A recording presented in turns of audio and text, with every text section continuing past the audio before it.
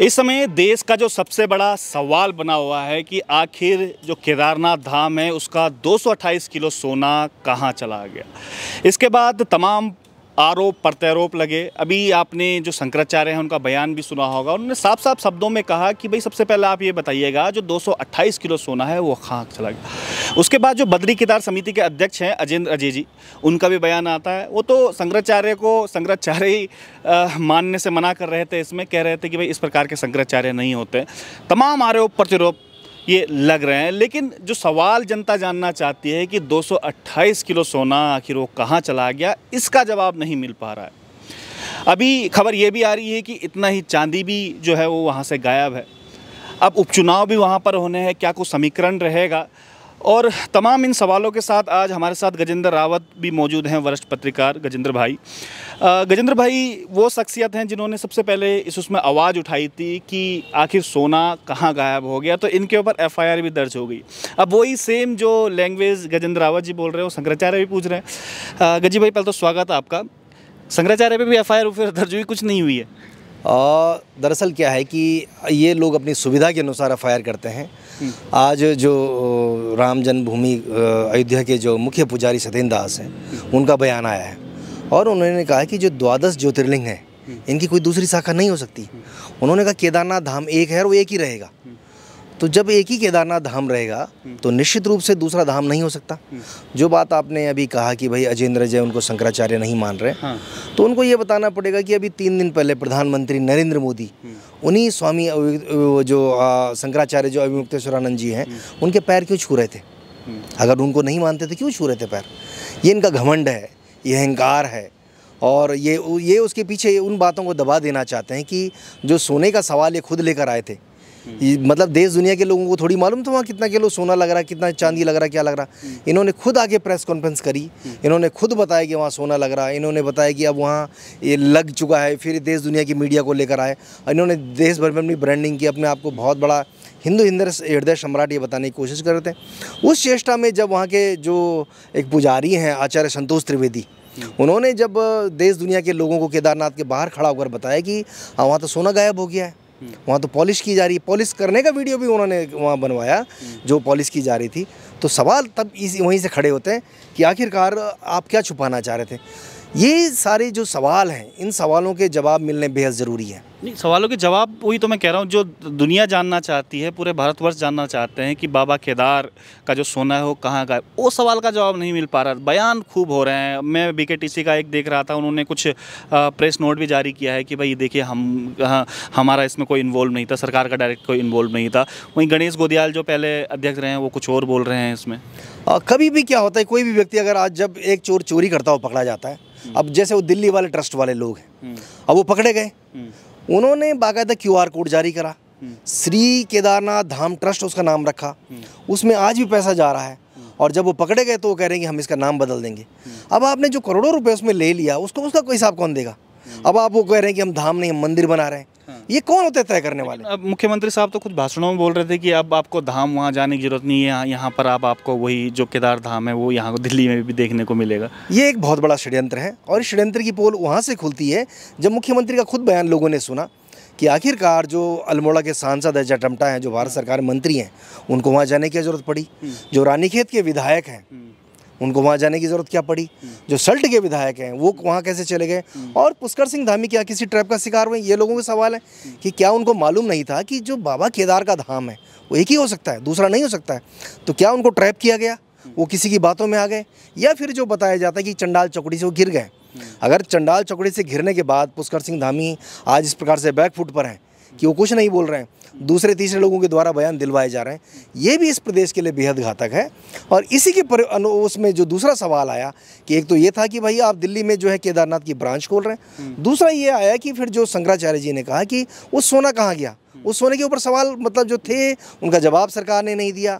Temple committee के तो चांदी पे भी सवाल आ गया, चांदी भी गायब है वहाँ। अभी तो बहुत सारे सवाल आने। सवाल तो इस बात का भी वहाँ आएगा कि जो टेम्पल कमेटी के 11 मेंबर्स ने लिख के दिया, उन्होंने कहा अजेंद्र अजय के अध्यक्ष बनने के बाद वहाँ भारी भ्रष्टाचार हो रहा है।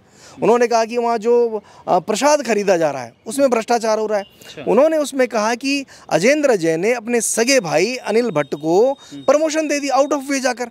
उनकी तनख्वाह बढ़ा दी कई ज़्यादा गुना, और जब वहाँ शोर शराब हुआ तो उनको एक बार रिवर्ट करना पड़ा, फिर उनको किसी और बड़ी जगह का प्रभारी बन गया। अपने सगे भाई के लिए, क्या भाई भतीजा बात करने के लिए वो टेम्पल कमेटी के अध्यक्ष बने। दूसरा सवाल ये है कि जो चिट्ठी 1 साल से ज़्यादा समय हो गया टेम्पल कमेटी के मेंबर्स ने लिख के दी मुख्यमंत्री को, और उन्होंने बाकायदा एक SIT जांच की मांग की, वो चिट्ठी क्यों दबाई गई?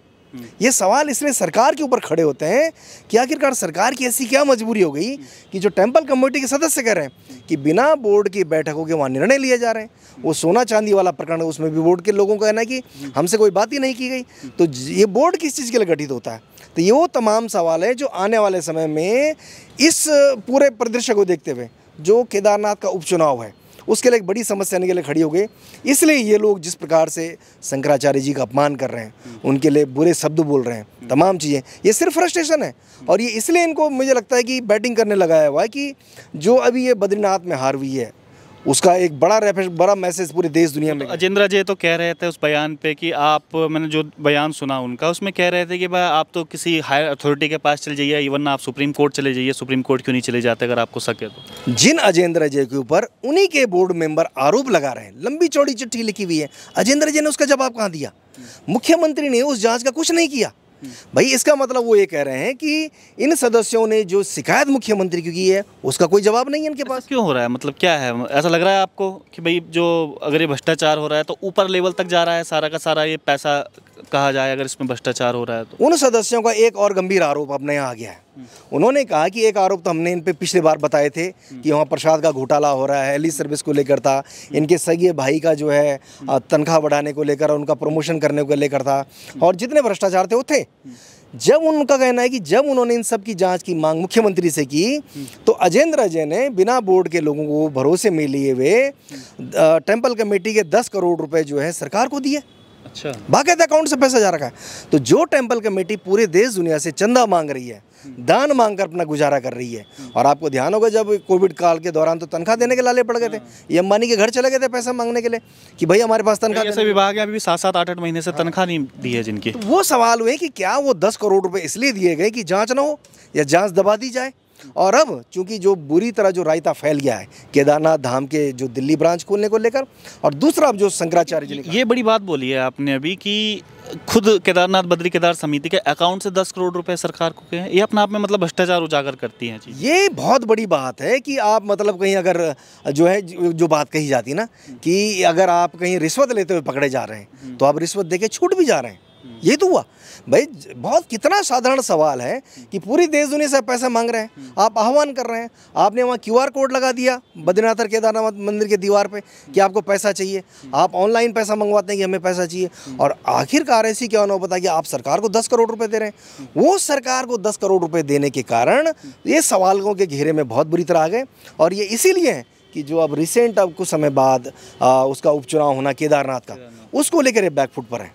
तो क्या लगता है कि जनता में ये जो मुद्दा है तब तक जीवित रहेगा ये मुद्दा, कि हमेशा की तरह जैसे हमने देखा है कि उपचुनाव में मैक्सिमम, अगर इस बार के उपचुनाव को छोड़ दिया जाए, मैक्सिमम भारतीय जनता पार्टी कुछ ना कुछ कर ही लेती है और उपचुनाव जीती जाती है? लोग केदारनाथ बद्रीनाथ के चुनाव को लेकर बहुत सारी बातें कह रहे थे कि भाई राजू भंडारी ने ऐसा किया वैसा किया।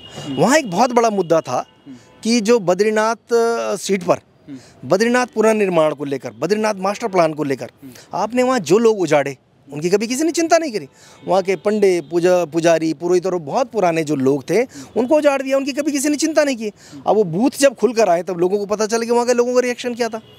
आज केदारनाथ जो विधानसभा का जो उपचुनाव होना है, आप देखिए अगर आप चोपता में चले जाइए, चोपता में हमारे 500 लोग काम करते थे, उसके आगे जो मक्कुमठ से लेकर तमाम जो बड़ा क्षेत्र था करीबन 800 से 1000 लोग जो हैं प्रभावित हुए कि आपने वो बुलडोजर चला दिया। बुलडोजर क्यों चला दिया? कि कोर्ट का आदेश है अतिक्रमण हटाना है। तो वहाँ के लोगों का कहना है, केदारनाथ के लोगों का, कि अगर अतिक्रमण हटाना है तो आपने देहरादून का क्यों नहीं हटाया, हरिद्वार उधम सिंह नगर का आपने क्यों नहीं हटाया, आपने पिन पॉइंट पर पहाड़ के लोगों को क्यों चिन्हित किया? तो जो लोग वहाँ बर्बाद हुए, जो बेरोजगार हुए, किसी ने उनकी उस दौर में चिंता नहीं की। वो एक बड़ा सवाल है। और दूसरा, केदारनाथ मास्टर प्लान, केदारनाथ की यात्रा शुरू हुई और पहले दिन वहाँ के लोगों ने केदार घाटी पूरी बंद कर दी। वो एक रिएक्शन निकल कर आया है कि आपने वहाँ की जन भावनाओं के अनुरूप काम नहीं किया, उन लोगों को पूछकर बात नहीं करी, और इसीलिए ये जो बीजेपी के सामने एक समस्या खड़ी हो गई है कि आज कोई व्यक्ति वहाँ पर जो है केदार घाटी में घुसने लायक स्थिति में नहीं है, और जो लोगों का जिस प्रकार से आक्रोश निकल कर आ रहा है, तो मुझे नहीं लगता कि सैला रानी रावत की मौत के बाद कोई सिंपैथी इनको जिता पाएगी। अब तो एक नई बात सुनने में आ रही है वहाँ पर कि भारतीय जनता पार्टी वहाँ रमेश पोखरियाल निशंक या तीरथ सिंह रावत में से किसी को आजमा सकती है, क्योंकि इनको लगता है कि अगर जो माहौल बना है अभी कि भाई अयोध्या आप हार गए, बद्रीनाथ हार गए, अब अगर केदारनाथ हार ये लोग भी तो नाराज हैं। मैं देख रहा था तीरथ सिंह रावत का जो बयान इस समय सुर्खियों में रहा था। तीरथ सिंह रावत ने वही तो बात की जो ये लोग कह रहे हैं। उन्होंने कहा भैया आप किन को पूछ के इन लोगों को पार्टी में ले आए, आपने किन को पूछ के जो है भड़ाना को ले आए, किसको पूछ के आपने राजू भंडारी को ले आए, यहाँ तक कि महेंद्र भट्ट को भी नहीं पूछा। महेंद्र भट्ट के बारे में तो ये बता रहे थे तब महेंद्र भट्ट को जेपी नड्डा का फोन आया जब राजू भंडारी भाजपा के दिल्ली दफ्तर में पहुंच गए थे। तो महेंद्र भट्ट उस समय क्या बोलते कि आप ज्वाइन मत करवाइए इनको, लेकिन वो जो रिएक्शन देखा गया, मुझे लगता है ये सारी जो चीज़ें हैं अब ये जो मेक ओवर किया जा रहा है ये इसलिए किया जा रहा है जो केदारनाथ उपचुनाव इनके लिए समस्या हो गई है। और केदारनाथ उपचुनाव की सबसे बड़ी समस्या ये 228 किलो सोना, केदारनाथ धाम की ब्रांच खोलना, और जो तमाम जो रायता फैला हुआ है, जो अनियमितताएं और जो भ्रष्टाचार की बातें बद्रीनाथ केदारनाथ मंदिर समिति के लोग कह रहे हैं, उन सबसे अगर पार नहीं पाएंगे तो इनकी समस्या बढ़ने वाली है। चलिए, समस्या बढ़ने वाली है और इस सवाल का जवाब हम भी तलाश रहे हैं कि जो शंकराचार्य पूछ रहे हैं 228 किलो सोना कहाँ से गायब हो गया, जो उतना ही तकरीबन चांदी वो कहाँ चला गया। उसके बाद जो दिल्ली में जिस प्रकार से केदारनाथ जो धाम है वहाँ पर उसका शिलान्यास किया गया, ये तमाम प्रकार के सवाल हैं जो देश और दुनिया के लोग पूछना चाहते हैं कि आखिर ये उत्तराखंड में हो क्या रहा है, क्यों जो तमाम केदार घाटी के जो केदार मंदिर है उसकी समिति के लोग जो आरोप लगा रहे हैं वहाँ के अध्यक्ष पे, अभी तक वो जांच क्यों दबाई गई। ये तमाम सवाल हैं। अब देखते हैं इनके जवाब कब तक आते हैं, क्योंकि उपचुनाव भी आने हैं। अगर जनता को जवाब यहाँ पर नहीं देंगे तो उपचुनाव में देना ही पड़ेगा। तब तक के लिए बने रहिएगा विजय पथ न्यूज़ पर। बहुत बहुत धन्यवाद।